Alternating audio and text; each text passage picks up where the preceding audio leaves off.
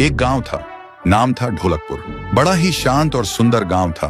लोग हमेशा खुशी से झूमते थे क्योंकि उस गांव में रहता था महाराज रायस्टार, जो अपने गांव के लिए एक शेर था जो कभी अपने लोगों के साथ गलत होने नहीं देता था। लेकिन उस गांव में छुपा था एक डरावना राज, एक राज जो सबके दिल में था पर जुबान पे नहीं। गांव के बीच एक सूखा हुआ पेड़ था जिसे लोग कहते थे श्रापित पेड़। ना कोई उसके पास जाता, ना कोई उससे आंख मिलाता। हर पूर्णिमा के अगले दिन उस पेड़ के नीचे एक लाश मिलती थी। लोग कहते रात में कोई आता है और लाश छोड़ जाता है, लेकिन कभी किसी ने कुछ देखा नहीं और देखता भी कैसे। जो देखता वो अगले दिन पेड़ के नीचे होता था। एक दिन रायस्टार ने ठान लिया, बस अब और नहीं, इस राज का अंत मैं ही करूंगा, क्योंकि ढोलकपुर का नाम मिट्टी में मिल रहा था। फिर एक पूर्णिमा की रात रायस्टार चुपके से जाकर पेड़ के पास बैठ गया। रात के 2 बजे एक आवाज आई, ठुंग ठुंग ठुंग ठुंग ठुंग ठुंग ठुंग ठुंग ठुंग सहूर।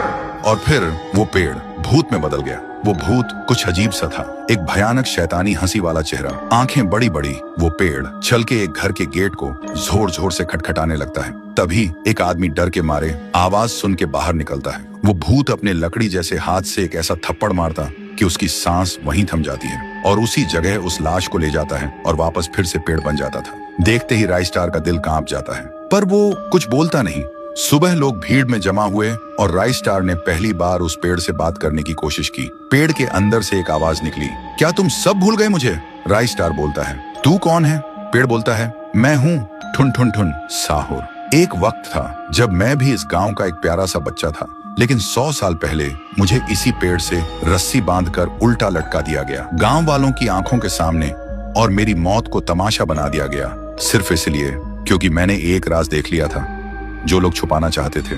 और उसी पल से मेरी रूह इस पेड़ से जुड़ गई।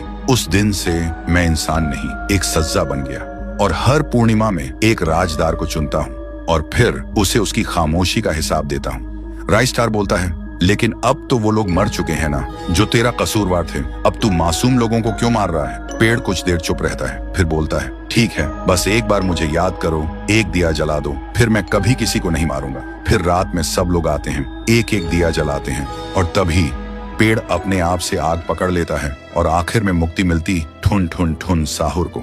उस दिन के बाद गांव में कभी कोई लाश नहीं मिली। हर पूर्णिमा में लोग एक दिया जलाकर उसकी यादों को जिंदा रखते हैं, क्योंकि अगर भूल गए तो सपने में एक आवाज सुनाई देती थी, ठुंग ठुंग ठुंग ठुंग ठुंग ठुंग ठुंग ठुंग ठुंग सहूर।